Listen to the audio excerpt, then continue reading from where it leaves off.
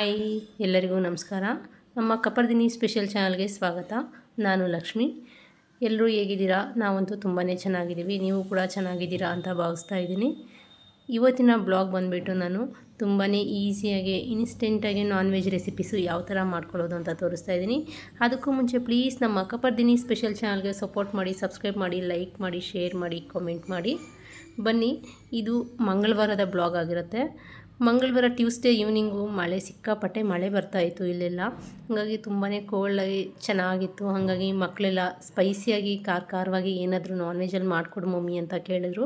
ಹಾಗಾಗಿ ನಾನು ಚಿಕನ್ ತರಿಸ್ಬಿಟ್ಟು ಒಂದು ಅರ್ಧ ಕೆಜಿ ಚಿಕನ್ನು ಒಂದು ಸ್ವಲ್ಪ ಖಾರವಾಗಿ ಚಿಲ್ಲಿ ಚಿಕನ್ ಗೊಜ್ಜು ಥರ ಮಾಡೋಣ ಅಂತ ಹೇಳಿ ಮಾಡಿದೆ. ಚಿಲ್ಲಿ ಚಿಕನ್ ಗ್ರೇವಿ ತುಂಬಾ ಚೆನ್ನಾಗಿ ಬಂದಿತ್ತು. ಅದಕ್ಕೆ ಮೊದಲನೇದಾಗಿ ನಾನಿಲ್ಲಿ ಚಿಕನ್ ಅರ್ಧ ಕೆಜಿ ನೀಟಾಗಿ ವಾಶ್ ಮಾಡಿ ತೊಗೊಂಡಿದ್ದೀನಿ. ಹಾಗೆ ಶುಂಠಿ ಬೆಳ್ಳುಳ್ಳಿ ಪೇಸ್ಟು 1 ಚಮಚ, ಹಾಗೆ ಸ್ವಲ್ಪ ಪುದೀನ, ಹಾಗೆ ಸ್ವಲ್ಪ ತುಂಬ ಗಟ್ಟಿ ಮೊಸರಲ್ಲಿ ಸ್ವಲ್ಪ ನೀರಾಗಿರುವಂಥ ಮೊಸರು, ಹಾಗೆ ಅಚ್ಕಾರದ ಪುಡಿ, ಧನಿಯಾ ಪೌಡರ್, ಹಾಗೆ ಅರಿಶಿಣ, 1 ಟೊಮೊಟೊ ಸೇರಿಸ್ಕೊಂಡಿದ್ದೀನಿ. ಸೇರಿಸ್ಕೊಂಡು ನೀಟಾಗಿ ಕೈಯಲ್ಲಿ ಕಲಿಸ್ಕೊಳ್ತಾ ಇದ್ದೀನಿ.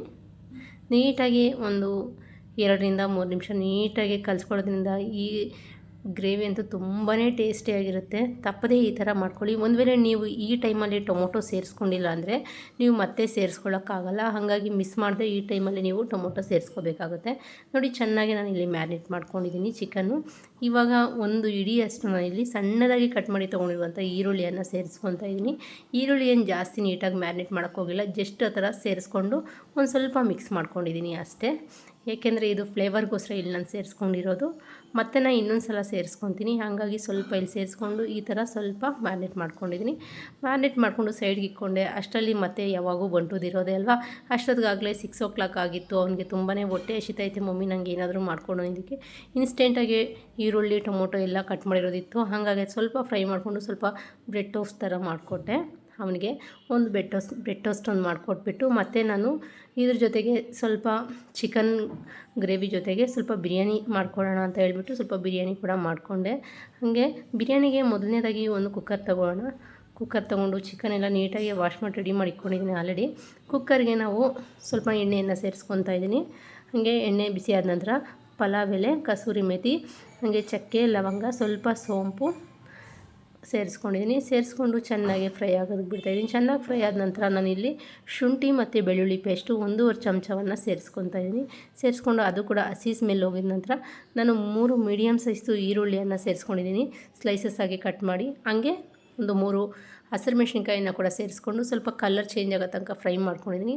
ಹಸಿ ಸ್ಮೆಲ್ಲೆಲ್ಲ ಹೋದ ನಂತರ ನಾನು ಟೊಮೊಟೊ ಹಣ್ಣನ್ನು ಸೇರಿಸ್ಕೊಂಡು ಸಣ್ಣದಾಗಿ ಅದು ಕೂಡ ಸ್ಲೈಸಸ್ಸಾಗಿ ಕಟ್ ಮಾಡಿದ್ದೆ, ಅದನ್ನು ಕೂಡ ಸೇರಿಸ್ಕೊಂಡು ಹಾಗೆ ನೀಟಾಗಿ ತೊಗೊಂಡಿರುವಂಥ ಚಿಕನನ್ನು ಸೇರಿಸ್ಕೊಂಡಿದ್ದೀನಿ. ಸೇರಿಸ್ಕೊಂಡು ಅದ್ರ ಮೇಲೆ ರುಚಿಗೆ ತಕ್ಕಷ್ಟು ಉಪ್ಪನ್ನು ಸೇರಿಸ್ಕೊಂಡು ನೀಟಾಗಿ ಮಿಕ್ಸ್ ಮಾಡಿಕೊಂಡು ಮತ್ತೊಂದು ಕಡೆ ಒಂದು ಮಿಕ್ಸರ್ ಜಾರ್ಗೆ ನಾನು ಶುಂಠಿ ಬೆಳ್ಳುಳ್ಳಿ ರುಬ್ಕೊಂಡಿದ್ದೆ, ಅದೇ ಮಿಕ್ಸರ್ ಜಾರ್ಗೆ ಸ್ವಲ್ಪ ಖಾರಕ್ಕೆ ತಕ್ಕಂಗೆ ಹಸಿಮೆಣ್ಸಿನ್ಕಾಯಿ, ಹಾಗೆ ಒಂದು ಸ್ವಲ್ಪ ಪುದೀನ ಸೊಪ್ಪು, ಒಂದು ಇಡೀ ಕೊತ್ತಂಬರಿ ಸೊಪ್ಪನ್ನು ಸೇರಿಸ್ಕೊಂಡಿದ್ದೀನಿ. ಸೇರಿಸ್ಕೊಂಡು ನುಣ್ಣಗೆ ರುಬ್ಕೊಂಡು ಅದನ್ನು ಕೂಡ ಈ ಚಿಕನ್ ಒಂದು 1/2% ಬೆಂದಿತ್ತು ಅದಕ್ಕೆ ಸೇರಿಸ್ಕೊಂಡಿದ್ದೀನಿ. ಸೇರಿಸ್ಕೊಂಡು ಸ್ವಲ್ಪ ಅರಿಶಿನ, ಹಾಗೆ ಖಾರಕ್ಕೆ ಒಂದು ಅರ್ಧ ಚಮಚ ಅಚ್ಕಾರದ ಪುಡಿ, 1 ಚಮಚ ಧನಿಯಾ ಪೌಡರ್, ಹಾಗೆ 1.5 ಚಮಚ ಬಿರಿಯಾನಿ ಪೌಡರನ್ನು ಸೇರಿಸ್ಕೊತಾ ಇದ್ದೀನಿ. ಹಾಗೆ 1-2 ಟೇಬಲ್ ಸ್ಪೂನಷ್ಟು ಗಟ್ಟಿ ಮೊಸರನ್ನ ಉಪಯೋಗಿಸಿದ್ದೀನಿ. ಇದನ್ನು ಕೂಡ ಸೇರಿಸ್ಕೊಂಡು ಸುತ್ತು ಎಣ್ಣೆ ಬಿಡೋ ತನಕ ಫ್ರೈ ಮಾಡ್ಕೊಳ್ಳೋಣ. ಚೆನ್ನಾಗಿ ಫ್ರೈ ಆದ ನಂತರ ನಾನು ಬಾಸುಮತಿ ಅಕ್ಕಿಯನ್ನು ಒಂದು 2 ಗ್ಲಾಸಷ್ಟು ಸೇರಿಸ್ಕೊಂಡಿದ್ದೀನಿ. ತೂಕದಲ್ಲಾದರೆ ಒಂದು ಅರ್ಧ ಕೆಜಿ ಬಾಸುಮತಿ ರೈಸನ್ನು ಸೇರಿಸ್ಕೊಂಡಿದ್ದೀನಿ. ಅರ್ಧ ಕೆಜಿ ಚಿಕನ್ನು, ಅರ್ಧ ಕೆಜಿ ಬಾಸುಮತಿ ರೈಸನ್ನು ಸೇರಿಸ್ಕೊಂಡು ಹಾಗೆ 2 ಗ್ಲಾಸ್ ಅಕ್ಕಿಗೆ 2 ಗ್ಲಾಸ್ ನೀರನ್ನು ಸೇರಿಸ್ಕೊಂಡಿದ್ದೀನಿ. ಟೋಟಲ್ 4 ಗ್ಲಾಸ್ ನೀರು. ಹಾಗೆ ಸ್ವಲ್ಪ ಪುದೀನ ಸೊಪ್ಪನ್ನು ಮೇಲೆ ಸೇರಿಸ್ಕೊಂಡಿದ್ದೀನಿ. ಅದರ ಜೊತೆಗೆ 1 ಚಮಚ ತುಪ್ಪವನ್ನು ಸೇರಿಸ್ಕೊಂಡು ಕುಕ್ಕರ್ ಲಿಡ್ಡನ್ನು ಕ್ಲೋಸ್ ಮಾಡಿ 2 ವಿಜಲ್ ಕೂಗಿಸ್ಕೊಳ್ತಾ ಇದ್ದೀನಿ. ನೋಡಿ, 2 ವಿಜಲ್ ಬಂದಿದೆ. ಇವಾಗ ತೆಗೆದು ತೋರಿಸ್ತಾ ಇದ್ದೀನಿ. ತುಂಬಾ ಚೆನ್ನಾಗಿ ಬಂದಿತ್ತು. ಒಳ್ಳೆ ಘಮ ಅಂತ ಸ್ಮೆಲ್ಲು ಕೂಡ, ಬಿರಿಯಾನಿ ಕೂಡ ಸಕ್ಕ ಟೇಸ್ಟಿಯಾಗಿ ಬಂದಿತ್ತು. ನೋಡಿದ್ರಲ್ಲ ಎಷ್ಟು ಚೆನ್ನಾಗಿ ಉದುರವಾಗಿ ಬಂದಿದೆ. ಇಷ್ಟಾದರೆ ಸಾಕಾಗುತ್ತೆ. ಇವಾಗ ಇದು ಕೂಡ ರೆಡಿಯಾಗಿದೆ. ಹಾಗೆ ನಾವು ಮ್ಯಾರಿನೇಟ್ ಮಾಡ್ಕೊಂಡಿರುವಂಥ ಚಿಕನ್ನು ಕೂಡ ರೆಡಿ ಮಾಡ್ಕೋಬೇಕಲ್ಲ. ಹಾಗಾಗಿ ಒಂದು ಕಡಾಯಿ ತಗೋಣ. ಕಡಾಯಿಗೆ 1-2 ಚಮಚ ಎಣ್ಣೆಯನ್ನು ಸೇರಿಸ್ಕೊಳ್ಳೋಣ. ಎಣ್ಣೆ ಬಿಸಿಯಾದ ನಂತರ ಸಣ್ಣದಾಗಿ ಕಟ್ ಮಾಡಿರುವಂಥ ಒಂದು ಈರುಳ್ಳಿಯನ್ನು ಸೇರಿಸ್ಕೊಂಡು ಸ್ವಲ್ಪ ಕಲರ್ ಚೇಂಜ್ ಆಗಿದ ನಂತರ ನಾವು ಮ್ಯಾರಿನೇಟ್ ಮಾಡ್ಕೊಂಡಿರುವಂಥ ಚಿಕನನ್ನು ಸೇರಿಸ್ಕೋಬೇಕಾಗತ್ತೆ. ನೋಡಿ, ಮ್ಯಾರಿನೇಟು ನಾನೊಂದು 1/2 hour ಮುಂಚಿತವಾಗೆ ಮ್ಯಾರಿನೇಟ್ ಮಾಡಿಕೊಂಡು ತೆಗೆದು ಸೈಡ್ಗೆ ಇಟ್ಕೊಂಡಿದ್ನೆಲ್ಲ ಬಿರಿಯಾನಿ ಆಗೋ ತನಕ. ನಿಮ್ಮ ಹತ್ರ ಟೈಮ್ ಇದ್ದರೆ 1 hour ಕೂಡ ಮ್ಯಾರಿನೇಟ್ ಮಾಡಿ ಇಟ್ಕೋಬೋದು. ಇದು ತುಂಬಾ ಟೇಸ್ಟಿಯಾಗಿ ಬರುತ್ತೆ. ಮ್ಯಾರಿನೇಟು ನಾವು ಒಂದು 1 hour ಮುಂಚಿತವಾಗಿ ಮ್ಯಾರಿನೇಟ್ ಮಾಡ್ಕೊಂಡ್ರೆ ಅಂತೂ ಸಖತ್ತಾಗೆ ತುಂಬಾ ಟೇಸ್ಟಿಯಾಗಿ ಬಂದಿತ್ತು. ತಪ್ಪದೇ ಟ್ರೈ ಮಾಡಬೇಕಾಗಿರುವಂಥ ರೆಸಿಪಿ ಅಂದರೆ ಈ ಚಿಕನ್ನು ತುಂಬಾ ಚೆನ್ನಾಗಿ ಬಂದಿತ್ತು. ಚಿಲ್ಲಿ ಚಿಕನ್ ಗ್ರೇವಿ ಅಂತ ತುಂಬಾ ಟೇಸ್ಟಿಯಾಗಿ ಬಂದಿತ್ತು. ಇವಾಗ ಇದನ್ನು ಚೆನ್ನಾಗಿ ಹಸಿ ಸ್ಮೆಲ್ಲೆಲ್ಲ ಹೋಗಿ ನೀರು ಬಿಟ್ಕೊಳ್ಳೋ ತನಕ ಚೆನ್ನಾಗಿ ಫ್ರೈ ಮಾಡ್ಕೊಳ್ಳೋಣ. ನೋಡಿ, ಪ್ಲೇಟನ್ನು ಮುಚ್ಚಿ ನಾನು ಒಂದು 10 ನಿಮಿಷ ಕುಕ್ ಮಾಡ್ಕೊಂಡಿದ್ದೀನಿ. ಒಂದು 10 ನಿಮಿಷದ ನಂತರ ಚೆನ್ನಾಗಿ ನೀರು ಬಿಟ್ಕೊಂಡಿದೆ. ನೀರೆಲ್ಲ ಬಿಟ್ಕೊಂಡು ಸುತ್ತು ಎಣ್ಣೆ ಬಿಟ್ಕೊಳ್ಳೋ ತನಕ ಫ್ರೈ ಮಾಡ್ಕೊಂಡಿದ್ದೀನಿ. ಎಣ್ಣೆ ಬಿಟ್ಕೊಂಡಿದ ನಂತರ ನಾನು ಮ್ಯಾರಿನೇಟ್ ಮಾಡ್ಕೊಂಡಿದ್ನಲ್ಲ, ಅದೇ ಬೌಲ್ಗೆ ಸ್ವಲ್ಪ ನೀರು ಹಾಕ್ಕೊಂಡು ಆ ನೀರನ್ನು ಸೇರಿಸ್ಕೊಂಡಿದ್ದೀನಿ. ಜಾಸ್ತಿ ನೀರು ಸೇರಿಸ್ಕೊಳ್ಳೋಕೆ ಹೋಗಬೇಡಿ. ಮತ್ತೆ ಒಂದು 20 ನಿಮಿಷ ಕುಕ್ ಮಾಡ್ಕೊತಾ ಇದ್ದೀನಿ ನಾನು. ಒಂದು 20 ನಿಮಿಷದ ನಂತರ ಚೆನ್ನಾಗಿ ಸಾಫ್ಟಾಗಿ ಬೆಂದೋಗಿದೆ. ಈ ಟೈಮಲ್ಲಿ 2 ರೆಂಬೆ ಕರಿಬೇವು ಸೊಪ್ಪು, ಒಂದು 5ರಿಂದ 6 ಹಸಿರುಮೆಣಸಿನ್ಕಾಯಿ, 1 ಇಡೀ ಕೊತ್ತಂಬರಿ ಸೊಪ್ಪು, ಹಾಗೆ 1 ಚಮಚ ನಾನಿಲ್ಲಿ ಚಿಕನ್ ಮಸಾಲಾನ ಸೇರಿಸ್ಕೊಂಡಿದ್ದೀನಿ. ಸೇರಿಸ್ಕೊಂಡು ಇವಾಗ ನೀಟಾಗಿ ಮಿಕ್ಸ್ ಮಾಡ್ಕೊತಾ ಇದ್ದೀನಿ. ಜಾಸ್ತಿ ಹೊತ್ತು ಮಿಕ್ಸ್ ಮಾಡ್ಕೊಳ್ಳೋಕ್ಕೆ ಹೋಗಬೇಡಿ. 1-2 ನಿಮಿಷ ನೀಟಾಗಿ ಮಿಕ್ಸ್ ಮಾಡ್ಕೊಂಬಿಟ್ಟು ಇದೇ ಹಬೆಯಲ್ಲಿ ಬೇಯಬೇಕು. ಹಾಗಾಗ್ಬಿಟ್ಟು ನೀಟಾಗಿ ಮಿಕ್ಸ್ ಮಾಡಿಬಿಟ್ಟು ನಾನು ಒಂದು ಪ್ಲೇಟನ್ನು ಮುಚ್ಚಿ ಇದನ್ನು ಕೂಡ ಕುಕ್ ಮಾಡ್ಕೊತೀನಿ. ಜಾಸ್ತಿ ಹೊತ್ತಂತೂ ಮಿಕ್ಸ್ ಮಾಡೋಕ್ಕೆ ಹೋಗಬೇಡಿ, ಜಾಸ್ತಿ ಹೊತ್ತು ಕುಕ್ ಮಾಡೋಕ್ಕೆ ಹೋಗಬೇಡಿ. ಏಕೆಂದರೆ ಜಾಸ್ತಿ ಹೊತ್ತು ಬೇಯಿಸ್ಕೊಳ್ಳೋಕೆ ಹೋದರೆ ಇದು ಅಷ್ಟು ಟೇಸ್ಟಿಯಾಗಿರಲ್ಲ. ಈ ರೆಸಿಪಿ ಅಂತೂ ಈ ಹಸಿಮೆಣ್ಸಿನ್ಕಾಯಿ ಮತ್ತು ಕರಿಬೇವು ಸೊಪ್ಪಿನ ಫ್ಲೇವರ್ ಅಂತೂ ತುಂಬಾ ಚೆನ್ನಾಗಿರುತ್ತೆ. ಹಾಗಾಗ್ಬಿಟ್ಟು ನೀಟಾಗಿ ಮಿಕ್ಸ್ ಮಾಡಿಬಿಟ್ಟು ನಾನು ಪ್ಲೇಟನ್ನು ಮುಚ್ಚಿ ಸ್ಟವ್ ಆಫ್ ಮಾಡಿದ್ದೀನಿ. ಇಷ್ಟೇ ರೆಡಿ ಆಗೋಯಿತು ಈ ಚಿಲ್ಲಿ ಚಿಕನ್ ಗ್ರೇವಿ ಅಂತೂ.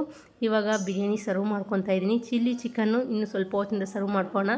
ಸ್ವಲ್ಪ ಹೊತ್ತು ಹಂಗೆ ಫ್ರೈ ಆಗಲಿ, ಅಂದರೆ ಬೇಯಲ್ಲೇ ಸ್ವಲ್ಪ ಹಂಗೆ ಸ್ಮೆಲ್ ಬರಲಿ ಅಂತ ಹೇಳಿ ನಾನು ಪ್ಲೇಟನ್ನು ಮುಚ್ಚಿದ್ದೀನಿ. ಇವಾಗ ಬಿರಿಯಾನಿ ಸರ್ವ್ ಮಾಡಿಕೊಂಡು ಟೇಸ್ಟ್ ಮಾಡ್ತಾಯಿದ್ದೀನಿ. ತುಂಬಾ ಚೆನ್ನಾಗಿ ಬಂದಿತ್ತು. ಬಿರಿಯಾನಿ ಅಂತೂ ಒಂದು ರೇಂಜ್ಗಿತ್ತು. ತುಂಬಾ ಈಸಿಯಾಗಿ ಇನ್ಸ್ಟೆಂಟಾಗಿ ಮಾಡ್ಕೋಬೋದು. ಈ ರೆಸಿಪಿ ಬ್ಯಾಚುಲರ್ಸು ಕೂಡ ಮಾಡ್ಬೋದು, ಹಿಂಗೆ ಸ್ಕೂಲ್ಗೆ ಹೋಗೋ ಮಕ್ಕಳು ಕೂಡ ಮಾಡ್ಬೋದು. ಅಷ್ಟು ಈಸಿಯಾಗಿ ತೋರಿಸಿದ್ದೀನಿ ನಾನು. ಬಿರಿಯಾನಿ ಆಗ್ಬೋದು, ಈ ಚಿಲ್ಲಿ ಚಿಕನ್ ಗ್ರೇವಿ ಆಗ್ಬೋದು, ತುಂಬಾ ಚೆನ್ನಾಗಿತ್ತು. ಇವಾಗ ಹಂಗೆ ನಾನು ಲಾಸ್ಟ್ ವೀಕು ನಾನು ಕಾಲು ತೊಗೊಬಂದಿದ್ರು ಮನೆಗೆ. ಕಾಲು ಸೂಪ್ ಮಾಡೋದನ್ನ ತೋರಿಸೋಣ ಅಂತ ಹೇಳಿ ಕಾಲು ನೀಟಾಗಿ 4 ಕಾಲು, ಮೇಕೆ ಕಾಲು 4 ನೀಟಾಗಿ ಕಟ್ ಮಾಡಿಸಿ ತೊಳೆದು ತೊಗೊಂಡಿದ್ದೀನಿ. ನೋಡಿ, ಸ್ವಲ್ಪ ಸಣ್ಣದಾಗಿ ಕಟ್ ಮಾಡಿಬಿಟ್ಟಿದ್ದಾರೆ ಇಲ್ಲಿವರು, ಗೊತ್ತಿಲ್ಲ ಅವ್ರಿಗೆ. ಹಾಗಾಗಿ ಇವರು ಕೂಡ ಹೇಳಿಲ್ಲ ಕಾಲು ಸೂಪ್ಗೆ ಅಂತ ಹೇಳಿ.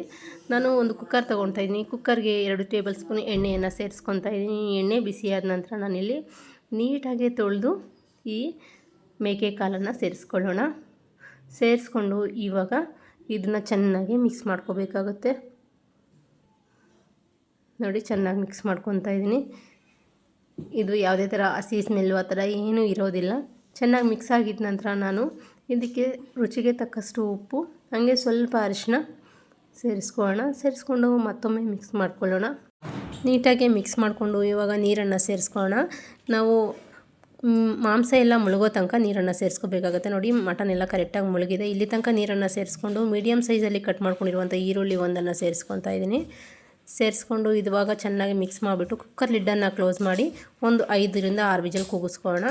ಮತ್ತೊಂದು ಕಡೆ ಇನ್ಸ್ಟೆಂಟಾಗಿ ಒಂದು ಮಸಾಲೆ ಪೇಸ್ಟನ್ನು ರೆಡಿ ಮಾಡ್ಕೋಬೇಕಾಗತ್ತೆ. ಹಾಗಾಗಿ ಒಂದು ಕಡಾಯಿ ತಗೋಣ. ಕಡಾಯಿಗೆ 1 ಚಮಚ ಎಣ್ಣೆಯನ್ನು ಸೇರಿಸ್ಕೊಳ್ಳೋಣ. ಎಣ್ಣೆ ಬಿಸಿ ಆದ ನಂತರ 1/4 ಚಮಚ ಜೀರಿಗೆ, 1/4 ಚಮಚ ಮೆಣಸು, ಹಂಗೆ ಒಂದು ಅರ್ಧ ಈರುಳ್ಳಿಯನ್ನು ಸೇರಿಸ್ಕೊಳ್ಳೋಣ. ಹಂಗೆ ಒಂದು 5ರಿಂದ 6 ಹಸಿರುಮೆಣಸಿನ್ಕಾಯನ್ನು ಸೇರಿಸ್ಕೊಳ್ಳೋಣ. ಒಂದು ಮೀಡಿಯಮ್ ಸೈಜ್ದು ಬೆಳ್ಳುಳ್ಳಿಯನ್ನು ಸೇರಿಸ್ಕೊಳ್ಳೋಣ.